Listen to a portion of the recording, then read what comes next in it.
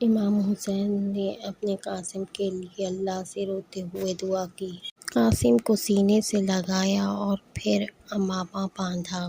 پھر ڈھیر ساری دعائیں دی اور کہا کہ اپنی ماں رم اللہ کے پاس جاؤ۔ ماں نے آپ کی پیشانی چومی اور فرمایا کہ لوگوں نے تمہارے والد کو بزدل سمجھا۔ میدان جنگ میں جا کر اس بے عزتی کے داغ کو دھو دو تاکہ لوگ کہیں کہ جب قاسم بن حسن ایسا بہادر ہے تو امام حسن مجتبیٰ کتنا بہادر رہا ہوگا۔ جنگ میں دشمنوں کو دھول چٹا دو اور واپس لوٹ کر مت آنا۔ مورخین نے اپنا بیان ایک منافق کے حوالے سے بیان کیا ہے جس کا نام حامد بن مسلم تھا۔ جب حامد بن مسلم نے امام قاسم کو دیکھا، اس نے کہا کہ جیسے خیمے سے 14ویں کا چاند نکل آیا ہو۔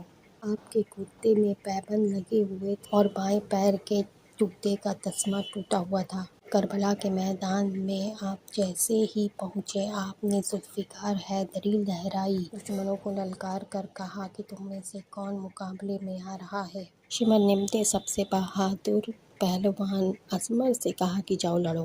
اسمر نے کہا کہ کسی بچے سے لڑنا میرے شان کے خلاف ہے۔ اس پر شمر نے کہا اسے بچہ مت سمجھنا، وہ قاسم بن حسن بن علی ہے۔ حسن مجتبیٰ کا بیٹا اور حیدر کرار کا پوتا ہے وہ۔ مغرور پہلوان نے جھومتے ہوئے کہا اسے تو میرے بیٹے ہی ختم کر دیں گے۔ مغرور پہلا بیٹا آیا، اس کو ایک ہی بار میں 2 ٹکڑے کر دیے۔ اسی طرح دوسرا، تیسرا، چوتھے کو بھی قتل کر دیا۔ بیٹوں کے قتل ہوتے ہی اسمر پہلوان غصے سے لال پیلا ہوتے ہوئے آگے بڑھا اور کہا کہ تجھے میں یہیں ختم کر دوں گا۔ امام قاسم نے کہا کہ تمہیں تو گھوڑے کی جین بھی باندھنی نہیں آتی۔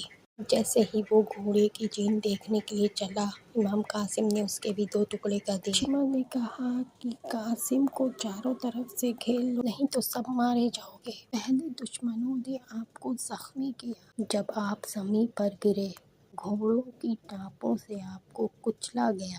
غبار چھٹا، 14ویں کا چاند چھپ گیا۔